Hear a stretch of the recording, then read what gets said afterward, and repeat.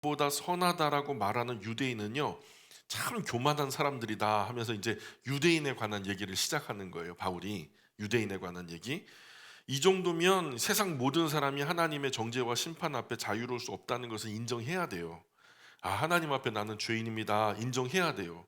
하나님이 나를 야단치면 맞을 수밖에 없는 그런 사람입니다. 인정해야 되는데, 그러나 놀랍게도 아직도 이것을 수긍하지 않는 한 부류의 사람들이 남았어요. 그게 뭐냐?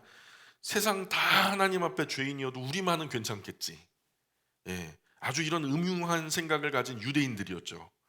유대인이라는 이름이 바벨론 포로로 잡혀갖고 70년 고생하고 돌아온 다음부터 귀환한 이스라엘 백성을 통칭해서 부르는 이름이 유대인이었어요. 이스라엘이라고 부르지 않고 그 이후로 포로기 이후로부터는 유대인, 귀환한 이스라엘 백성을 통칭해서 부르는 이름이었죠.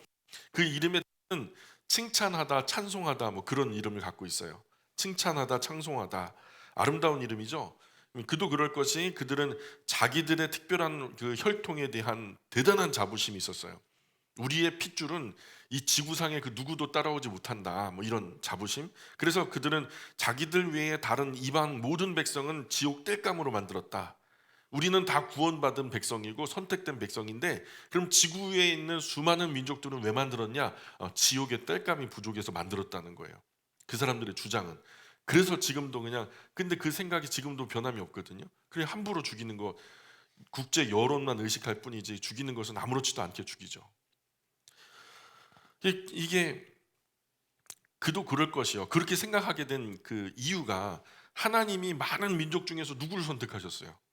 이스라엘 선택하셨죠.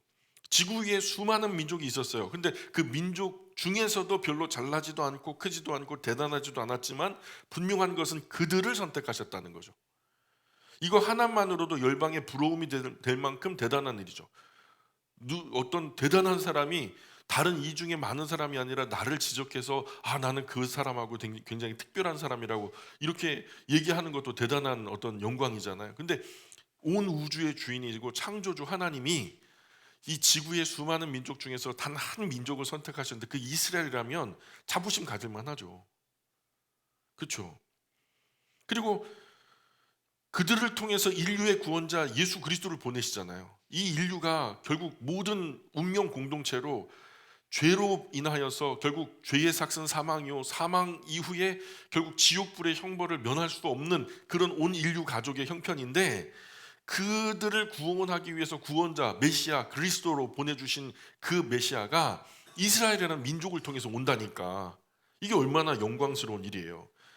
예, 이 온 세계가 그들을 통해서, 그 민족을 통해서 오신 예수님을 통해서 복을 얻게 된다고 하니까 그 대단한 거 맞죠? 대단한 거 아니에요? 대단한 거 맞아요. 이 정도로 하나님의 특별한 보장을 받은 백성이라면 긍지와 자부심 가져도 괜찮죠. 그러나 이 긍지와 자부심이 적당해야 되는데 지나쳐버려. 어디까지 생각했냐면, 세상 사람 다 멸망받아도 우리만은 구원받는다. 예, 여기까지 이른 그야말로 근거 없는 자신감이죠. 근데 오늘 본문의 말씀은 과연 이런 유대인들의 생각이 옳은가? 라고 말할 때 틀렸다는 거예요. 하나님이 아니라 말씀하신다는 거예요. 오히려 이방인보다 더 고약한 죄를 짓고 있는 것이 지금 유대인이라고 지적하는 거예요. 그래서 오늘 우리는 본문을 통해서 유대인의 죄가 뭐고 왜 그들이 구원을 받을 수 없는지, 이 문제에 차분하게 살펴보는 시간이 되기 바라요. 자, 우리 읽었던 17절 보실까요? 유대인이라 불리는 내가 어때요? 어감이 어때요? 바울 당시에 유대인들이 어떤 특권 의식, 예? 선민 의식, 이런 오만한 생각을 꼬집고 있죠. 예, 어떤 특권이에요? 율법을 의지하는 사람들, 다음 쪽에 보면은 율법을 의지하며, 그죠? 이 율법에 기대어 살면은 세상 가장 우월한 민족이 될 수 있다. 그렇게 믿었거든요. 그리고 여호와 하나님은 유대인만의 하나님이래요. 다른 어떤 민족의 하나님이 아니라, 우리는 어떻게 생각해요? 여호와 하나님은 모든 사람의 하나님이시죠. 근데 유대인들은 어떻게 생각했냐면, 여호와 하나님은 오직 자기의 민족만을 위한 신이다, 이렇게 생각했던 거예요. 전매 특허죠. 누구 마음대로? 지들 마음대로. 계속해서 하나님을 자랑하며, 자, 하나님, 세상 어떤 민족도 여호와 하나님을 자기 신으로 모시지 않았다고 자신했죠. 그러면서 유대인은 자기들만의 하나님을 얼마나 자랑하고 다녔는지 몰라요. 우리의 하나님 여호와 하나님이다라는 것을 되게 자부심을 느끼고 자랑하며 다녔는데, 그 왜 유대인들 보면 머리에 호떡 같은 거 이렇게 머리에 얹고 다니죠. 보셨어요 혹시? 전쟁터에 나가도 철모 밑에다가 이걸 얹고 그 다음에 그 위에다가 철모를 써요. 근데 이 호떡 같은 이 모자가 뭐냐면, 개떡 아닙니다. 호떡이에요. 호떡 같은 이 모자가 의미가 뭐냐면 여호와 하나님이 나의 하나님이다 이거예요. 그걸 쓰는 의미가 그거예요. 여호와 하나님이 나의 신이다, 나의 하나님이다. 이 자부심 대단하죠. 자, 그리고 그 이후에 율법의 교훈을 받아 하나님 뜻을 알고, 자, 유대인은 율법을 어려서부터 배워요. 그래서 율법을 요약하면, 예수님께 랍비가 갔죠. 예수님 앞에, 예수님 선생님이신 줄 제가 아는데요. 율법이 워낙 그 방대하고 대단하잖아요. 근데 이 율법을 좀 조려 주시면 안 될까요? 이 율법의 가장 중요한 핵심만 요약해 주시면 안 될까요? 그랬더니 예수님이, 율법? 좋지. 오케이. 첫 번째는 이것이다. 내 하나님 여호와를 사랑하라. 힘과 목숨과 생명 다하여 내 하나님 여호와를 사랑하라는 것이고, 또 하나는 이것인데, 이 둘째는 이것인데 뭐냐면 내 이웃을 내 몸과 같이 사랑하라 이거다. 이렇게 이것이 율법이요 대강령이다. 그러니까 성경에 엄청나게 많은 율법이 있지만 그것을 조리고 졸여서 두 문장으로 줄이면 내 하나님 여호와를 사랑하라는 것이고 내 이웃을 내 몸과 같이 사랑하는 이 두 마디로 정리가 되는 거예요. 맞습니까? 그러니까 이 십계명, 근데 그게 십계명 안에 들어 있어요. 그 십계명을 요약하면은 그 율법을 요약하면 십계명이 되고요. 십계명을 요약하면 두 문장이 되는 거예요. 그 십계명은 아기들이 이제 말 시작과 동시에 극성 맞은 이 유대인의 어머니들이요. 다른 거는 안 해요. 밥 먹고 싶고 젖 물고 싶고 그러면요 무조건 이거 외워야 돼. 그래서 십계명은요 말땜과 동시에 외울 정도로 그렇게 교육을 했어요. 뛰놀던 아이도 어른들이 지나가다 너 십계명 외워봐 그러면 부동자세를 취해요. 딱 가지런히 서가지고 십계명 첫 계명부터 마지막 계명까지 쫙 암송을 해요. 그 정도로, 예, 놀던 거 멈추고 바로 일어나서 공손하게 10계명 차례대로 외우면서, 이것이 그들에게 가장 중요한 교육이거든요. 그러니까 하나님 말씀 배우고 정통했다는 의미죠. 그죠? 일반 세상의 모든 민족의 많은 자녀들은요, 세상이 어떻게 시작됐는지 거기서부터 고민을 하거든요. 도대체 나는 먼지로부터 왔는지, 어떤 유기물이 변해서, 아니면 원숭이를 통해서 결국 진화돼서 내가 됐는지, 아니면 어떤 지적 설계자가 있어서 내가 이렇게 창조되었는지, 이것부터 고민하느라고 인생 절반을 낭비하는데, 얘네들은 그냥 딱 첫 번째부터 너는 나 외에 다른 신들을 내게 있게 말지니라 이 시작하니까 여호와 하나님 분명히 있는 거죠. 거기서부터 시작하니까 다른 사람보다 인생 절반 빨리 시작하는 거예요. 확실히 창조주 하나님이 나의 하나님이니까. 그러니까 이게 되게 좋은 거죠. 근데 하나님 말씀 배우고 정통했어요. 하나님 뜻을 분별한다는 거예요. 그래서 지극히 선한 것을 분간하며, 이 성경 기준으로 뭐가 선한지 뭐가 악한지, 뭐가 하나님이 불편해하는지 뭐가 하나님이 편안해하는지, 이런 것들을 분별해서 가를 수 있을 만큼의 식견을 가진 거예요. 성경적인 기준이 있는 거죠. 그리고 맹인의 길을 인도하는 자요 어둠에 있는 자의 빛이요, 그죠? 성경 많이 하니까 진리에 대한 바른 전반적인 윤곽을 다 파악하고 있는 거죠. 어른이 되면은 매주 그런 우리처럼 이렇게 성경 강좌를 하니까 성경을 꿰고 있단 말이죠. 이 정도면 대단한 사람들이거든요. 세상 다른 민족이 누리지 못하는 아주 어떤 큰 특권을 그들이 누리는 게 맞죠. 하나님은 유대인에게만 율법을 주셨어요. 그렇죠? 다른 민족에게 율법 주신 적 있어요, 없어요?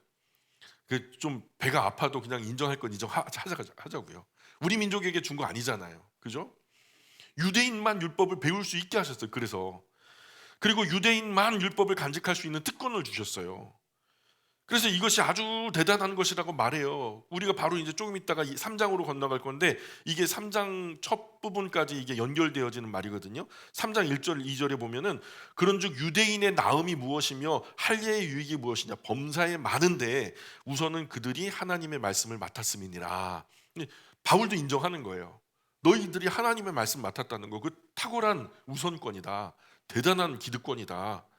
여기서 하나님 말씀이라 할 때, 말씀이라는 말이요 원래는 십계명 말할 때 쓰던 말이거든요. 십계명을 통칭할 때 말씀이라고 불렀어요. 그래서 하나님의 율법을 갖고 있는 것이 굉장히 유익이요 특권이란 말이에요. 근데 우리는 잘 모르죠. 여러분, 우리 손에 성경책 들고 이거 읽을 수 있는 특권이 우리한테 있어요, 없어요? 있는데 이걸 특권이라고 생각해요? 아니면 숙제라고 생각해요? 이게 접근이 잘못된 거예요. 누구도 볼 수 없는 것을 우리가 보게 됐는데 이게 특권 의식으로 봐야 돼요. 신명기 4장 6절에도 이런 말씀이 나와요. 너희는 지켜 행하라. 이것이 여러 민족 앞에서 너희의 지혜요 너희의 지식이다. 그들이 이 모든 규례를 듣고 이르기를 이 큰 나라 사람은 과연 지혜와 지식이 있는 백성이로다 하리라. 하나님께서 직접 말씀하신 거예요. 이 말씀 때문에 이스라엘이 존귀하게 된다는 거예요. 과연 지혜와 지식이 있는 백성이다 칭찬하고 존경할 거라는 예언이에요, 하나님의. 그만큼 유대인은 율법으로 인해서 하나님 앞에 받은 은혜가 컸죠. 이렇게 은혜가 크니까 자연적으로 뭔 생각을 하게 됐냐면, 우리 유대인은 율법을 갖지 못한 이방인들을 가르칠 수 있는 스승이야. 너희가 우리를 가르치지 못해 우리가 너희를 가르쳐야지. 어디 하나님의 율법 없는 무지몽매한 사람들이 우리를 가르쳐 우리가 가르치는 게 맞지. 스스로 자처하게 되는 거예요. 열방의 스승, 맹인의 길을 인도하는 자여 어둠에 있는 자의 빛이다. 어리석은 자의 교사요 어린아이의 선생이다. 이렇게 스스로 믿게 된 거예요.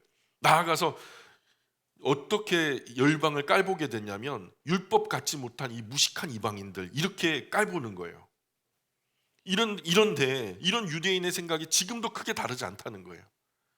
자기들은 다른 민족과 완전히 차별화됐다고 생각해요. 수준이 다르다. 선민의식에 찌들어서 앞뒤 분간하지 못하는 거죠. 어쨌든 율법을 세상 열방에 가르쳐야 한다라고 마음 먹은 것은 참 귀한 일이죠. 하나님의 말씀을 열방에 가르치는 것은 귀한 일이잖아요. 예, 그런데 뭐가 문제일까요? 그 문제가 21절부터 나오는 거예요. 자, 21절, 22절, 23절 읽어보겠습니다. 시작.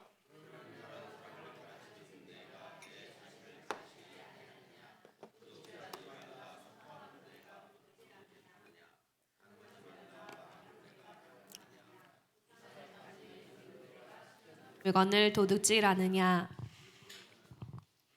예, 율법을 자랑하는 내가 율법을 범함으로 하나님을 욕되게 하느냐. 여기까지 23절까지.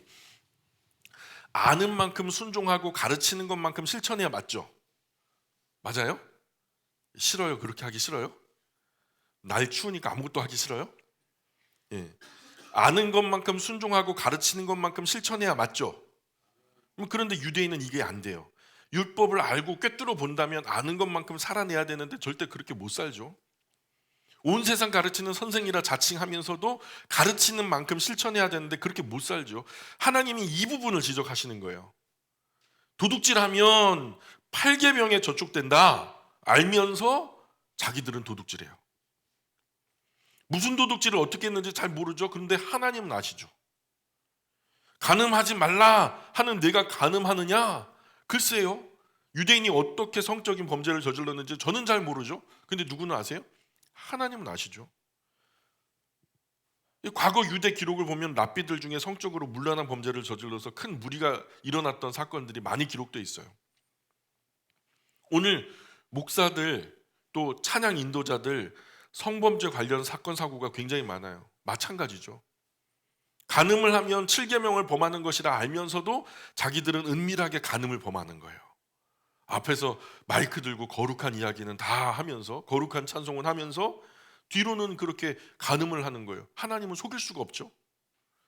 우상을 가증히 여기는 너희가 신전 물건을 도둑질하느냐? 예. 그러니까 이 유대인은 우상 숭배와 거리가 멀다고 오해하는 우리가 생각이 있어요. 사실 그 유대인만큼 우상 숭배에 깊이 빠진 민족이 드물어요. 그들은 하나님 섬기면서 틈만 나면 우상으로 달려갔거든요. 하나님이 정말 열이 받아서 마지막에 그들을 버리시기로 작정하시고 살 사람은 살아라 하고서 그 바벨론 70년 포로지로 살 길을 열어주신 그 결정적인 이유가 뭐냐면 이스라엘 백성이 틈만 나면 우상으로 달려가니까. 구약 역사는 쉽게 말해서 유대 민족의 종교 역사라고 해도 과언이 아니거든요. 근데 놀랍게도 바벨론 포로로 잡혀간 이유가 우상 숭배였어요. 우상 숭배로 인해서 하나님 앞에 무서운 형벌을 받아서 바벨론 70년 동안 포로로 끌려가서 거기서 모진 고통을 당하죠. 그렇게 바벨론에 가서 우상 숭배 끊고 돌아온 거예요.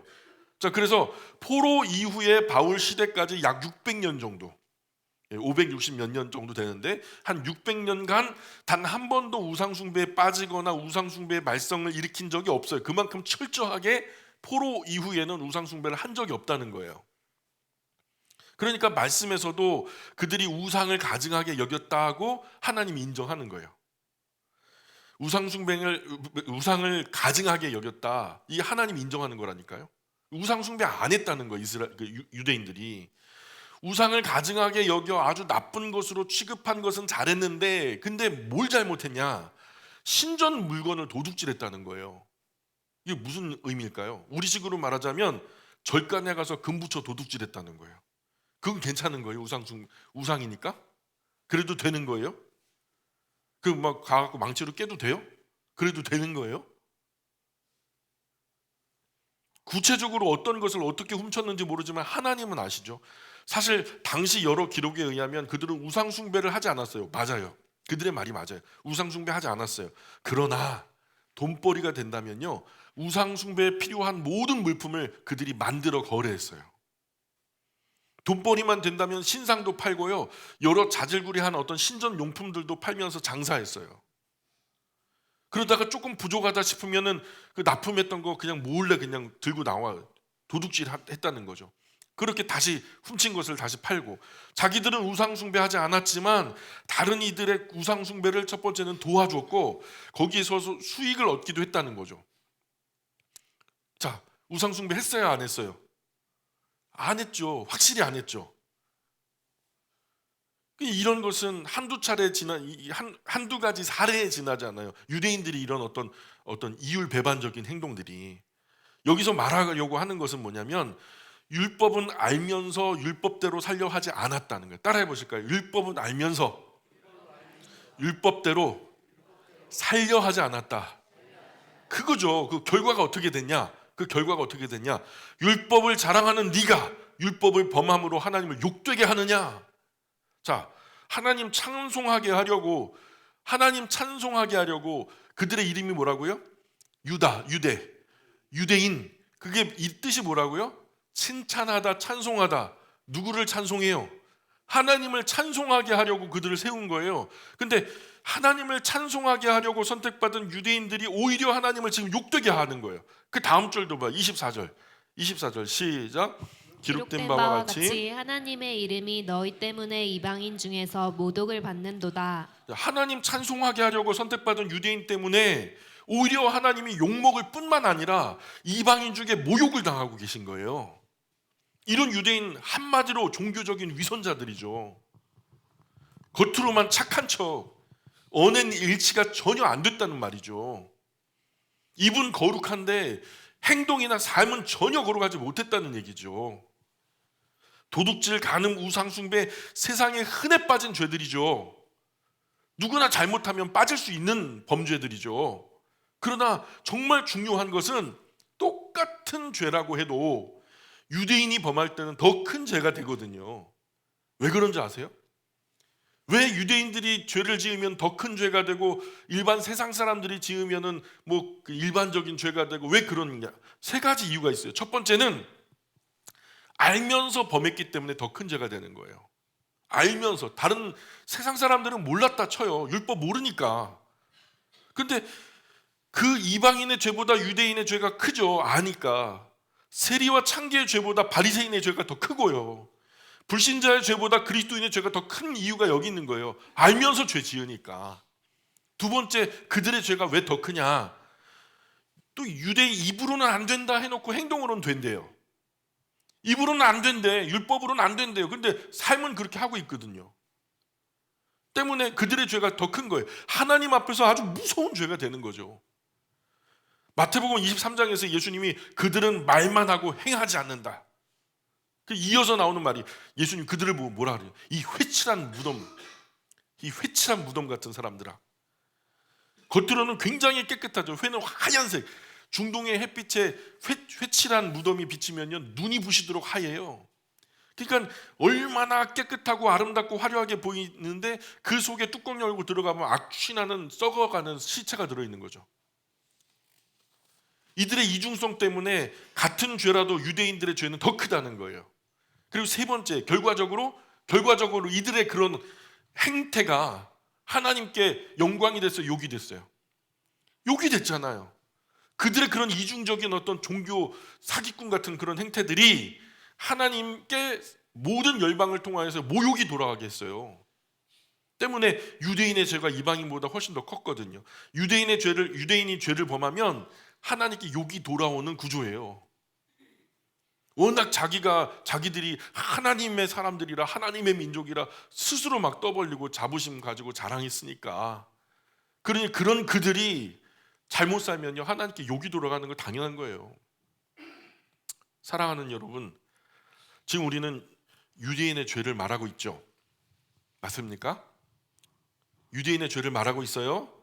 그런데 참 재밌는 게 뭔지 아세요? 유대인이 섬기는 하나님을 오늘 우리가 섬기고 있어요. 맞습니까? 또 유대인이 배우고 실천하는 그 율법을 오늘 우리 손에 들고 읽고 배우고 있어요. 맞습니까? 그러므로 유대인 문제는 남의 문제가 아닌 거예요. 과거 유대인 자리에 현재는 누가 서 있죠? 그리스도인이 서 있어요. 유대인의 그 역할을 지금 누가 하고 있죠? 그리스도인이 감당하고 있죠. 그러니 유대인과 같은 잘못을 저지를 수 있는 가능성이 오늘 우리 모두에게 있다. 그렇게 말씀드려도 맞죠? 사실 이 사실을 깊이 명심하셔야 돼요. 하나님은 안 믿는 사람이 범하는 죄보다 우리 그리스도인이 죄를 범하면 더 크고 무겁게 받아들이세요. 이런 말 곱게 들리지 않죠? 오늘 유대인의 범죄 이야기는 오늘 우리 자신의 이야기일 수 있다는 거예요. 우리도 같은 부분에서 혐의를 갖고 있기 때문이죠. 바울이 이 말이 우리도 자유롭지 못해요. 이 말에서 우리가 성경을 가지고 있고 많이 알고 있고 거룩한 말씀에 가깝다고 자랑하지만 알면서 실천하지 못하고 알면서 죄를 범하고 있으니까요. 우리가 하는 말과 우리가 살아가는 그 삶이 다르거든요. 우리가 하는 말과 우리가 하는 행동이 다르거든요. 틀리니까요.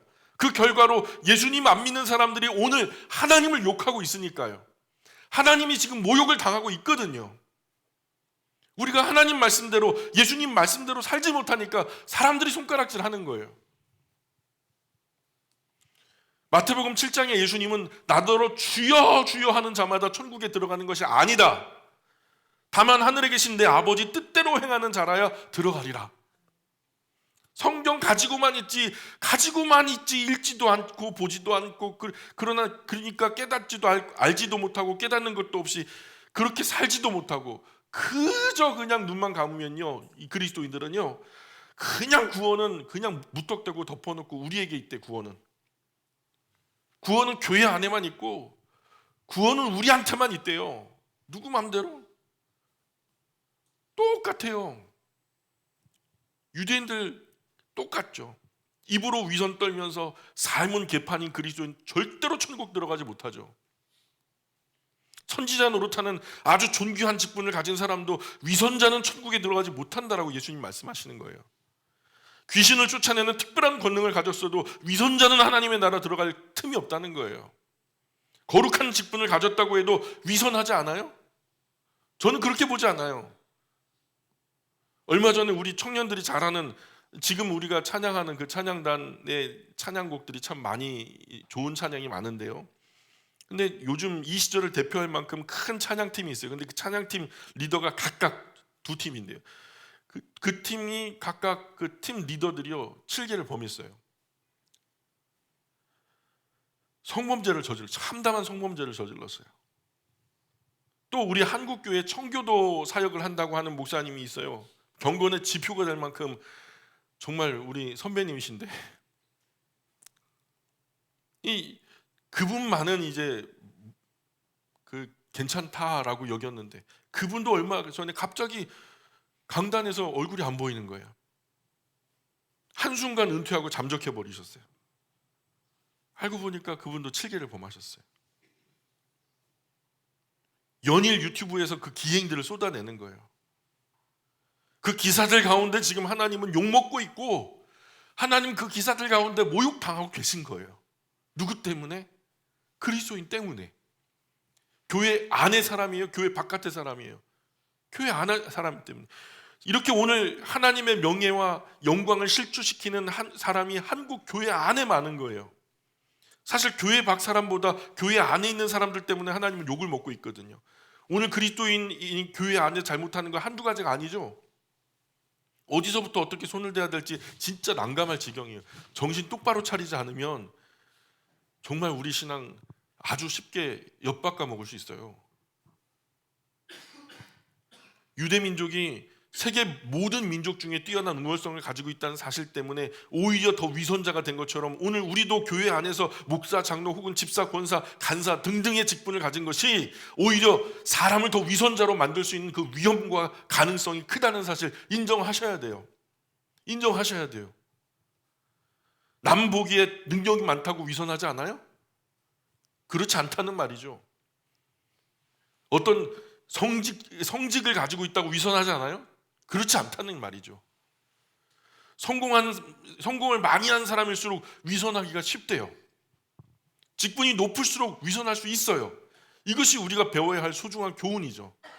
오늘 우리 자리가 그래요. 본의 아니게 하나님께서 우리를 빛의 자녀로 부르셨고요. 그 빛을 켜서 말 아래 두지 않고 온 세상 위에 빛나도록 등경 위에 두셨어요. 그래서 우리의 죄는요, 세상에 더 잘 드러나요. 잘 비춰지고요. 세상 사람들 범죄하면요, 10명 100명 똑같은 죄 범해도 사람이 다 그렇지 뭐 연약하니까 그렇게 넘어가는데요, 그리스도인이 범죄하면 절대 그냥 안 넘어가요. 유대인뿐만 아니라 우리도 이 말에 자유롭지 못해요. 한 목사님이 한때 교회 다녔던 한 지성에게 물었어요. 한국 교회에 다녀봤으니까 알 거 아니냐, 한국 교회에 대해서 어떻게 생각하냐 이제 물은 거예요. 근데요, 너무 시끄럽대요. 한국 교회가. 자기가 다녔던 교회 너무 시끄럽대요. 세상보다 10배는 시끄러워서 교회 가기 싫대요. 삶이 시끄러워서 조용하고 차분하게 삶을 좀 생각해보고 좀 질서를 찾으려고 예배당에 갔는데 바른 길 찾는 것이 아니라 교회 가면 더 정신없어서 뒤죽박죽 되더라는 거예요. 생각도 엉키고. 그리고 교회를 가도 마음이 차분해지지 않고 성경 제대로 가르쳐주거나 진리를 바르게 말하는 교회도 없더라는 거예요. 하나같이 하는 말이 헌신하라고만 하고 이유 없이 헌신하래요. 교회가 나한테 뭘 줬다고. 그리고 헌금만 강조하더라는 거예요. 무슨 보험사 영업하는 것처럼. 그리고 예배 한 번 빠지니까 무슨 죽을 죄인 취급하면서 강단에서 막 그냥 까고 치고 막 그래가지고 그냥 너무 큰 부담이 돼가지고 이제 예배당 안 나간대요. 제가 영광교회 20년 사역하면서 주일 성수해라, 안 그러면 저주받는다 그런 말 했던 적 있어요, 없어요? 11조 복 받는다 그런 말 했던 적 있어요, 없어요? 저는 성경 안에서 그렇게 말하면 그렇게 얘기해야죠. 그마저도 전혀 부담스럽지 않게 인격적으로 하려고 노력해 왔어요, 솔직히. 해야 할 일이 있으면 저와 아내가 그냥 해버리면 몸은 고되지만 마음 편해요. 해야 할 일이 있으면 그래요. 지금은 뭐 제가 말하지 않아도 뭐 권사님, 집사님, 아버지 회에, 어머니 회에, 간사님들 다 알아서 해주니까 제가 얼마나 감사한지 몰라요. 얼마나 감사한지 몰라요. 그저 이 교회에 속한 어느 누구라도 인생의 어려운 날을 만나 정말 마음이 괴로울 때 스스로 예배당에 찾아와서 하나님 앞에 마주 앉아서 말씀 안에 나를 다시 세우는 그런 성숙한 그리스도인이 이 자리를 가득 채우는 것을 위해 기도해요. 또한 그런 그리스도인들이 사방팔방으로 나아가서 거룩한 영향력을 펼치는 그런 꿈을 꿔요. 그래도 세상에서 방황하는 사람이 교회에 오면 위로받고 바른 길 찾아야 되지 않겠어요? 그런데 오히려 교회 안에서 더 상처받으면 그 사람 어디를 가서 위로받냐고요. 우리도 열심히 성경 공부하고 있지만 까딱하면 하나님 영광은 고사하고 자칫하면 우리의 바르지 못한 신앙생활 때문에, 우리의 행실 때문에, 우리의 잘못된 삶 때문에 하나님의 명예 영광 다 버리고 오히려 욕되게 할 수 있어요. 하나님 나라를 확장하기보다 하나님 나라를 축소시킬 수 있다고. 우리 삶이, 우리의 잘못된 말 한마디가 나의 조그만 이해관계 때문에, 아무것도 아닌 자존심 때문에, 자존심이 중요해요, 하나님이 중요해요? 예? 그것 때문에 하나님과 교회를 어렵게 만들 수 있다고요. 내 작은 감정 처리 하나 똑바로 하지 못해서 하나님과 교회가 오히려 세상으로부터 욕먹을 수 있단 말이에요. 율법을 자랑하는 네가 율법을 범함으로 하나님 욕되게 하느냐 이 말이죠. 이사야 52장 5절에 기록된 것처럼 너희 때문에 세상 사람이 하나님의 이름을 비방한다, 우리 얘기죠. 그러니 잘은 못해도 빠르게 가지 않아도 괜찮아요. 한 걸음 걷더라도 바른 방향으로 더디 걷더라도 우직하게 가자고요. 자꾸 행위 강조한다고 어떤 분들이 그래요. 제가 이런 뉘앙스로 계속 말씀을 드리니까 아우, 목사님 무슨 행위 구원을 주장하냐고. 제가 행위 구원을 주장하는 것처럼 보여요? 제가 이미 말씀드렸지만 우리의 구원은 원래 믿음으로의 구원이 아니라 충성됨으로의 구원이라고 말씀드렸죠. 충성됨은 우리의 삶 끝까지 가봐야 알 수 있는 거라고 말씀드렸죠. 태어난 순간부터 죽는 순간까지 천년을 하루같이, 하루를 천년같이 바라보시는 하나님의 눈으로, 사람은 외모를 보지만 사람의 가장 깊은 중심 꿰뚫어 보시는 그 불꽃 같은 하나님의 눈으로 구원에 합당한지 합당하지 않은지 심판의 날에 판단해 주실 거예요. 행위 구원이 아니라 원래부터 성경이 말씀해 오던 성경적인 구원을 말씀드리는 거예요. 사실 우리의 헌신은요, 우리의 순종은요, 뭔가 구원을 얻기 위한 순종, 구원을 얻기 위한 헌신, 구원을 얻기 위한 헌금이 아니에요. 그 은혜에 대한 보답이죠. 이 헌신으로 뭐 대단한 상을 얻고 뭐 구원에 이르려고 하는 그런 거 아니에요. 예수님께서 너무나 큰 사랑을 나에게 주셨기 때문에, 그 은혜가 너무 감당하지 못할 만큼 큰 사랑이기 때문에, 사랑에 엄청나게 큰 빚을 진 사람으로서 내가 어떻게 할 수 없을까 해서 이루어지는 것이 헌신이에요. 나 같은 죄인 살리신 이 은혜가 얼마나 놀랍고 감사해요. 그래서 그 사랑 감당 못하여 눈물만 흘리고 앉아있으면 안 되죠. 두 팔 걷어붙이고 뭔가를 하고 싶은 거예요. 그분 위해서 내가 할 수 있는 어떤 것으로라도, 그분이 영광 받으실 만한 어떤 것으로라도 해야 되니까 하는 것이, 그게 헌신이라는 거예요. 오늘 장로님이 또 김밥을 내셨는데 할 일 없어 용돈 남아서 하시겠어요? 생각해 보세요. 용돈 남아서 하겠냐고요. 돈은 늘 부족해요. 뭔가 이것이 하나님께 기쁨이 되고 하나님의 가족이라고 하는 이 영광 가족에게 영광의 그 기쁨이 되니까, 만족이 되니까. 그러니까 거꾸로 생각해 보면요, 이런 의미에서 예수님을 믿느냐 믿지 않느냐, 반드시요 순종, 반드시 헌신하게 돼 있어요. 거꾸로 말하면 참된 그리스도인이라고 하면서 헌신하지 않으면 가짜다. 가짜다. 이 은혜의 혜택을 아직 못 받은 사람이에요. 참된 신앙은요, 순종, 헌신을 통해서 구별할 수 있어요. 참 신앙의 사람은 헌신하면서도 온전하게 순종하지 못하는 자기 가슴을 치면서 하나님은 이렇게밖에 섬길 수 없어서 너무 죄송합니다, 그렇게 헌신한다니까요. 26절, 29절까지 또 한 가지 문제를 다루는데요. 자, 유대인이 끔찍하게 여기는 할례 문제를 다뤄요. 25절 읽어볼까요? 25절 시작. 내가 율법을 행하면 할례가 유익하나 만일 율법을 범하면 내 할례는 무할례가 되느니라. 만일 율법을 지킨다면 유대인이라는 명분이 어느 정도 가치가 될 수 있겠습니다만, 율법을 지키지 않는다면 그냥 이방인보다 나을 게 아무것도 없습니다, 이런 말이에요. 그래도 그대로 우리에게 그대로 대입해가지고 말해보자면, 만약 말씀대로 산다면 그리스도인이라는 것이 어느 정도 가치가 될 수 있겠습니다만, 말씀 지키지 않는다면 그냥 세상 사람보다 나을 게 없습니다, 이 말이에요. 할례의 배경은요, 창세기 17장에 나타나요. 창세기 17장에서 하나님과 아브라함이 조우하죠. 그래서 하나님께서 유대 민족의 조상인 아브라함과 약속을 하셨어요. 약속의 핵심은 두 가지예요. 약속의 핵심은 두 가지야. 첫 번째는 너는 열국의 아버지가 될 거다.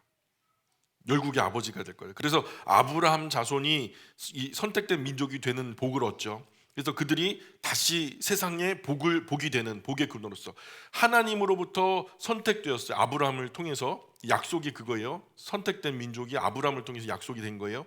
그리고 그들이 그것으로 인해서 잘 되는 복을 얻었죠. 맞습니까? 그런데 그 복이 자기 집 안에만 머무르는 게 아니라 다시 그들이 복의 근원이 되어서 열방의 복의 근원이 될 것이다. 이 엄청난 복이죠. 첫 번째는 그거고, 두 번째는 너는 나와 내 후손의 하나님이 되리라. 너와 네 후손의 하나님, 너희의 하나님이 되고 나는 너희의 하나님이 되고 너희는 나의 백성이 될 거다. 이 약속이에요. 그래서 하나님은 이 유대 민족 주권자, 보호자, 인도자가 되셔. 이때로부터 아브라함 이후로부터 그들을 아주 살뜰하게 챙기시죠. 그 자체가 복이죠. 그죠? 이렇게 하나님은 아브라함과 약속을 맺으셨어요. 근데 할례가 뭐냐? 할례가 뭐냐? 하나님이 그렇게 해주시겠다 하신 이 약속과 이 모든 복에 나도 참여자입니다 하는 이 특권을 증명하는 표시가 마치 도장을 찍어주는 것과 같은 그 도장이 할례예요. 할례. 그래서 아브라함과 그의 자손이 태어나자마자 8일 만에 꼭 할례를 받아요. 그리고 그것을 굉장한 자부심으로 생각해요. 하나님과 아브라함 약속 안에 함께 하는 거죠. 나도 그분과 여호와 하나님과 아브라함 우리 조상의 그 약속에 포함된 사람이야. 이거 자부심이 대단하죠. 이 약속 지키면 그 권리와 특별한 복을 얻는 거죠. 이런 관점에서 정말 스스로 자부심을 가졌어요. 이렇게 할례를 크게 생각하다 보니까 유대인이 어떤 착각을 하기 시작했냐면 할례만 받으면 구원은 자동이다. 여기까지 생각을 하게 된 거예요. 할례만 받으면 구원은 자동이다.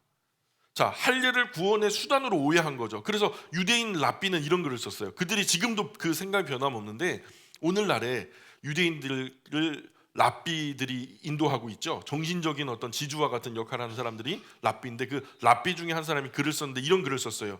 유대인은 하나님 앞에서 개인 자격으로 심판받을 수 없다. 유대인은 국가적으로 민족적으로 구원을 약속받았다. 때문에 개인은 민족 속에 포함되기 때문에 자동적으로 구원받게 되어 있다. 뭔 말이에요?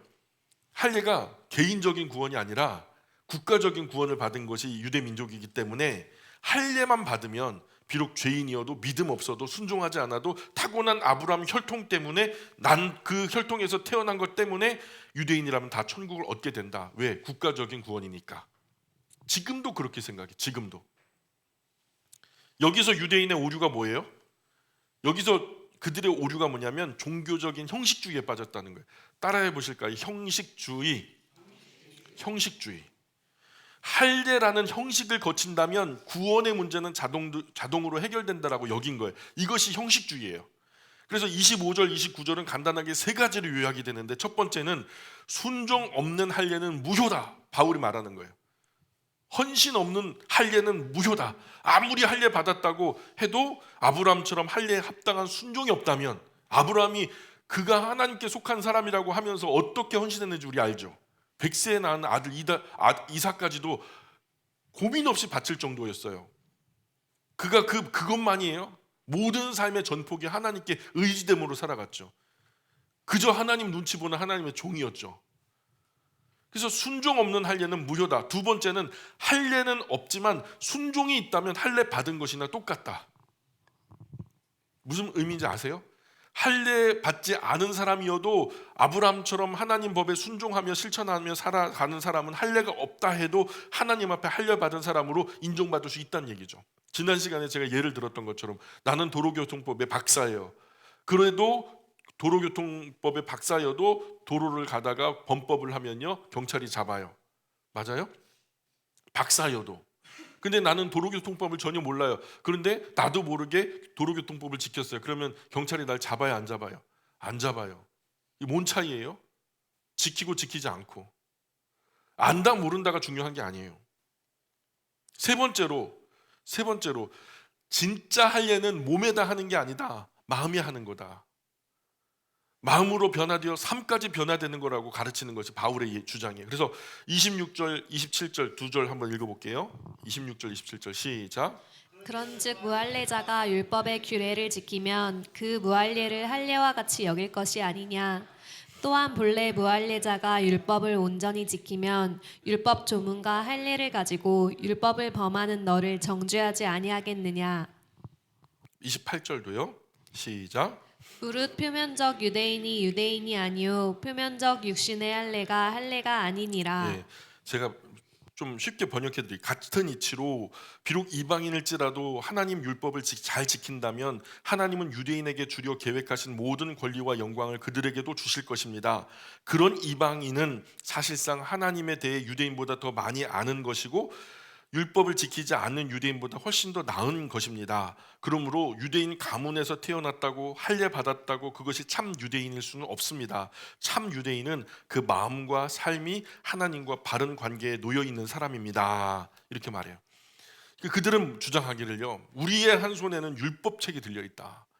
우리 몸 생식기 끝에 할례를 받고 불순종하는 너희와 율법 없고 할례도 받지 못했지만 하나님 말씀 순종하는 이들 가운데 하나님이 어느 쪽이 옳다 바르다 말씀하시겠냐. 몸 생식기 끝을 조금 잘라내서 할례 표시한 사람이 진정한 할례자인지 아니면 성령을 통하여 마음으로부터 변화되어 할례 받은 자손처럼 살아계신 하나님을 섬기고 헌신하며 실제로 경건하고 아름답고 인격적으로 살아가는 그 사람이 진정한 할례자인지, 하나님은 몸의 할례가 진짜가 아니라 마음의 할례가 진짜 할례라고 말씀하는 거죠. 자, 제가 쉬운 예로 한번 들어드릴게요. 소고기 먹고 싶죠? 소고기 먹고 싶어요, 저는요. 자, 근데 비싸요. 근데요, 소고기도요 1등급이 있어요. 그건 한 5배나 비싸요.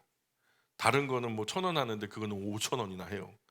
자, 1등급 도장을 찍어요. 그 좋은 품질의 이 소고기에는요. 자, 1등급 도장 찍으면은 좀 대단하죠. 자, 그러면 생각해 보세요. 1등급 도장 찍으면 아무 고기나 1등급 됩니까? 예? 내용이 먼저예요? 형식이 먼저예요? 내용이 먼저죠. 품질이 먼저예요. 아브라함이요, 하나님이 도장 찍어줘서 1등급이 된 게 아니라 그가 그런 삶을 살았기 때문에 그런 표시를 해주신 거예요.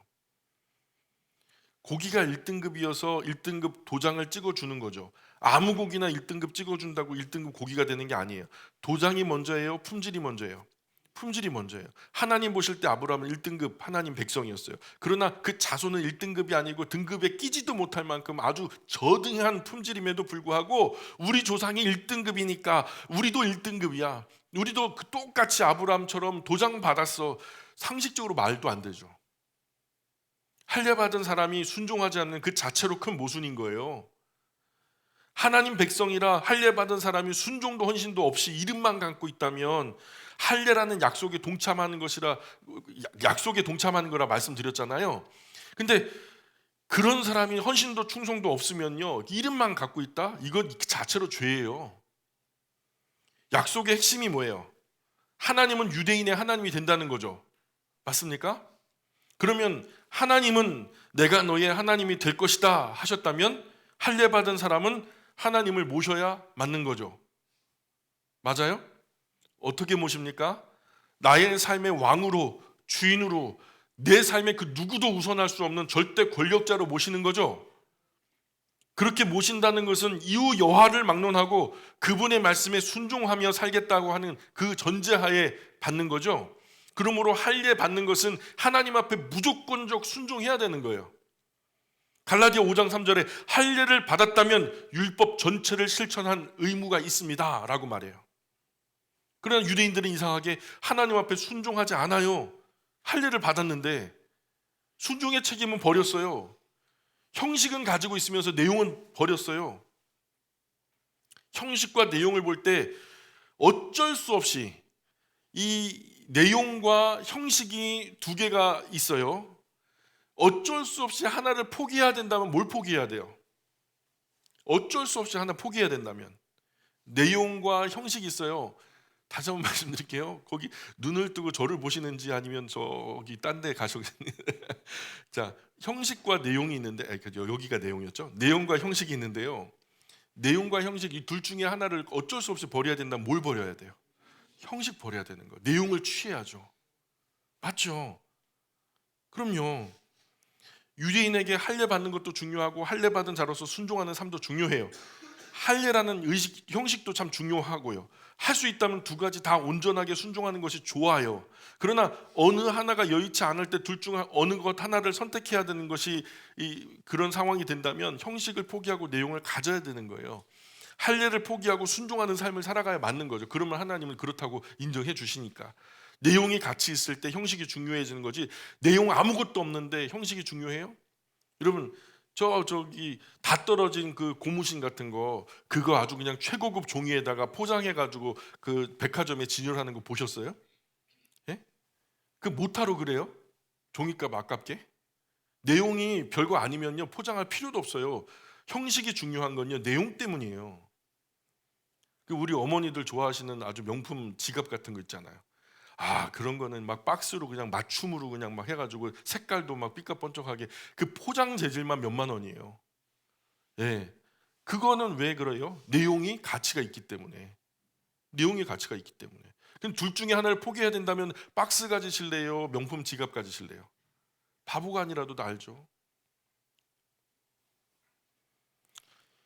유대인만의 문제가 아니에요. 오늘 교회 생활, 신앙생활 오래 해서 익숙해지는 것이 우리에게 불행일 수 있어요. 항상 명심하셔야 돼요. 매너리즘에 빠져요.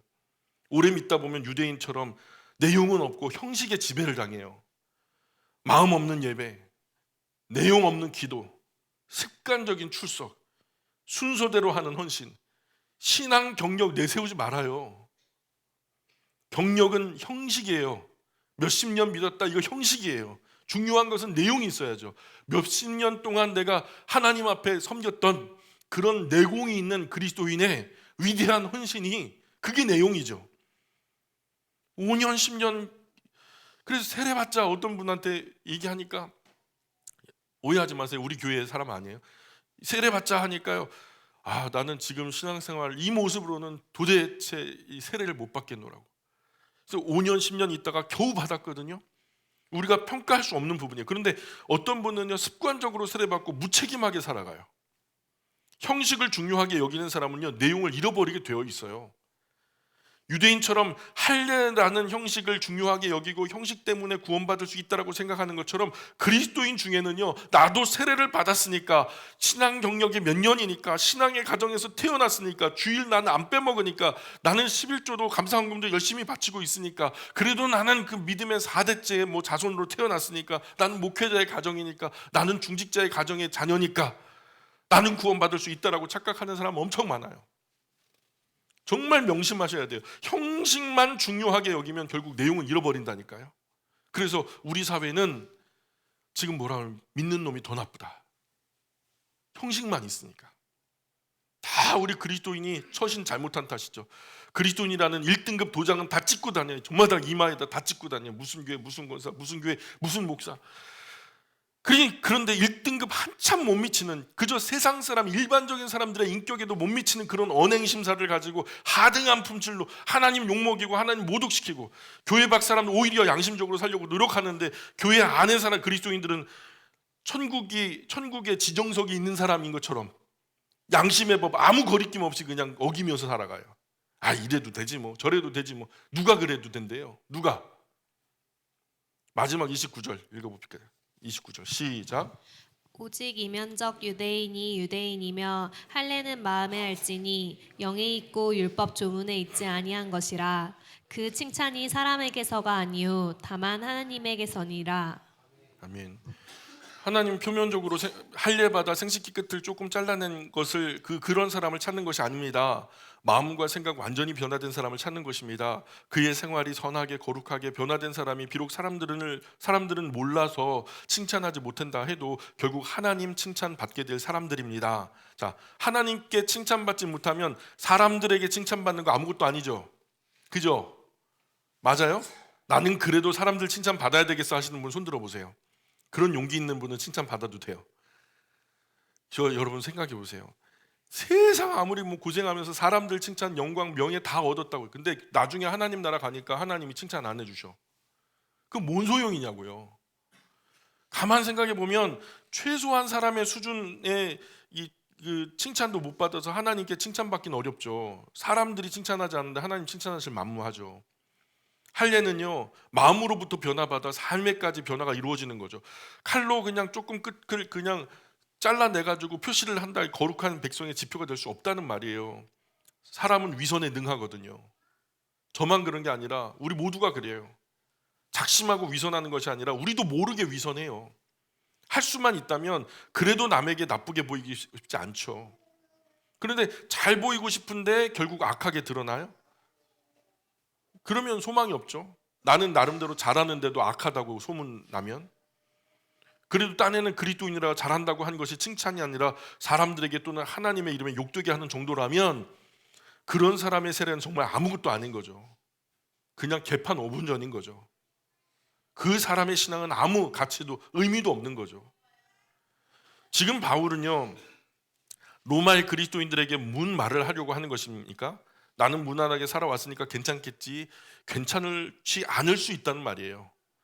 유대인, 헬라인, 잘난 사람, 못난 사람, 그리스도인 할 것 없이 모두 죄인이요, 잘 믿는다 그런 소리 말고 잘 믿는 생활의 열매를 한번 가져와 봐. 너가 도대체 세상 사람과 비교해갖고 뭘 잘하고 있는데? 아무 할 말 없죠. 그래서 3장에는요 모든 사람이 결국 죄인이라는 걸 선포해요. 우리 뭐 이런 거 우리는 아무도 나는 죄가 없다 말할 수 없어요. 그래서 결국 자기를 부정하고 낮아지고 엎드려 정신 바짝 차리고 바르게 믿어보자는 거죠. 바울의 말은 그래. 훗날 하나님께서 너의 인생을 결산해보자. 너 100년이면 너 뭐 90몇 년 살았는데 80몇 년 살았는데 70몇 년 살았는데 네 인생 한번 결산해보자 할 때가 반드시 온다니까요. 얼마 안 남았어요. 그 날을 위해서 하나님 앞에 우리 삶이 정말 마음을 다하고 성품 다하고 힘 다해서 하나님 사랑하고 그분 나라와 영광 때문에 손해도 좀 봐야 되고, 그저 그냥 참고 견디는 것으로 끝나면 안 되고 적극적으로 선한 일도 실천해야 되고, 그래서 썩어질 짧은 세상살이 중에서 영원히 썩지 않은 영원한 가치를 추구하는 그런 삶을 살아야 되겠죠. 세상 사는 동안 이 세상에서 누릴 복이나 받겠다고 이리저리 뛰어다니고, 신앙생활 하다가 그 작은 자존심 감정 건드려졌다고 중내산해하고, 참고 선을 행하고 영광과 썩지 아니함을 구하는 자에게, 그런 각 사람에게 하나님은 영원한 영광과 존귀와 평강으로 영원한 삶을 살게 하신다. 큰 상을 주신다. 바로 지난주에 우리가 나눴던 말씀이에요. 유대인에게도 헬라인에게도 한국인에게도 오늘 우리에게도 다 같은 원리예요. 우리가 명심하고 참 그리스도인으로서 멋진 삶 살았으면 좋겠습니다. 기도할게요. 귀하신 하나님, 참 고맙습니다. 오늘도 사랑하는 하나님의 자녀들, 하나님께서 복되게 펼쳐주신 영적인 식탁에 둘러앉아 주님 말씀 가운데 놓고 영의 양식을 맛있게 먹고 있습니다. 이 말씀이 우리 영혼의 양약이 되어 저희의 삶으로 가져가 실천되어질 때 하나님 거룩한 아름다운 영광이 하나님 영광으로 돌아갈 수 있도록 도와주십시오. 부족한 저희의 삶 때문에 하나님 욕먹고 하나님 모욕당하신 것 있다면 하나님 저희들을 용서하여 주시고, 다시는 그런 씻을 수 없는 범죄에 가담하지 않게 도와주시고, 남은 평생이 하나님께 영광이 될 만한 일들만, 하나님께 칭송과 찬송이 올려질 만한 그런 삶을 살아갈 수 있도록 저희들에게 성숙한 신앙인으로서 바른 삶의 은혜를 허락하여 주십시오. 하나님, 오늘도 주님 사랑하는 자녀들이 정말로 열심히 땀 흘려 수고하고 노력한 귀한 물질들을 가지고 와 하나님께 봉헌합니다. 하나님 그 손길 위에 만배로 갚아주시고, 많은 사람들 가운데 퍼주고 나눠주어도 부족함이 없고 다함이 없는 풍성함으로 채워주셔서 평생 동안 아브라함의 자손들에게 말씀하셨던 것처럼 하나님이 그들에게 복이 되겠지만 또한 그들이 세상에 복이 되는 것처럼 오늘 영광의 모든 가족들, 헌신한 손길들마다 많은 사람들에게 복이 될 수 있도록 은혜를 더하여 주십시오. 새로운 한 주간 또 새로운 한 달을 살아갈 때에도 하나님 은혜 아래서 살아가게 도와주시고, 무엇보다 오늘 우리 선한 이웃 영광교회 46주년 기념주일을 맞이하게 하신 하나님께 영광과 찬송을 올려드립니다. 이 땅 위에 이 교회가 머무는 한, 세워져 있는 동안 거룩한 아름다운 열매들 많이 맺을 수 있도록 저희들에게 성령의 충만함으로 채워주시고, 주님 기뻐하실 복된 열매들 가득 열매 맺는 건강한 교회, 거룩한 교회 될 수 있도록 은혜 내려 주십시오. 하나님만 영광 받으셨으면 좋겠습니다. 감사하며 예수님의 이름으로 기도합니다. 아멘. 우리 찬송 하나님께 올리겠습니다. 208장입니다.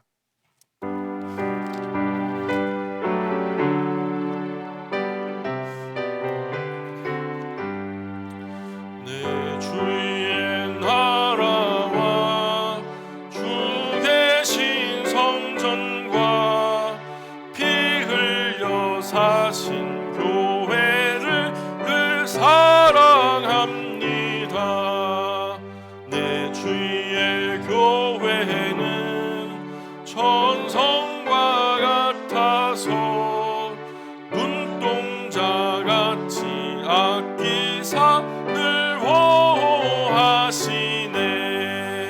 이 교회 위하여 눈물과 기도로 내 생명 다하기까지 늘 봉사합니다.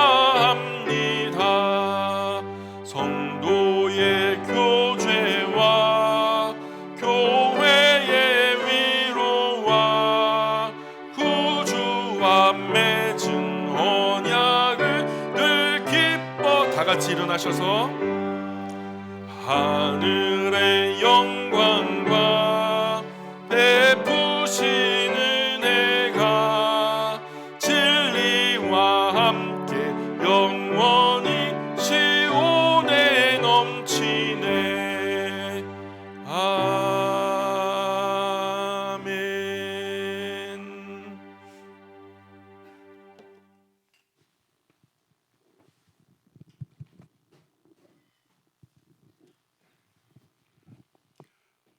전능하신 여호와 아버지 하나님, 1977년 12월 19일 천막으로 시작한 교회가 46년이란 세월 속에 3,000명 이상이 거쳐갔으며 그 성도들이 지구상 어느 곳에 있든지 하나님을 잘 경외하며 영적 생활에 승리하는 자들이 다 되게 하여 주시옵소서. 오늘날까지 힘들고 어려운 가운데서도 믿음을 지키고 교회를 지키고 여기까지 와서 헌신 봉사 충성하는 모든 성도들, 그 신앙이 하늘의 별같이 빛나게 하시고 언제나 삼위일체 하나님이 함께 하심으로 하는 일마다 성공하게 하여 주시고 하나님 앞에 믿고 기도한 모든 것들이 주 안에서 만사 형통케 하여 주시옵소서.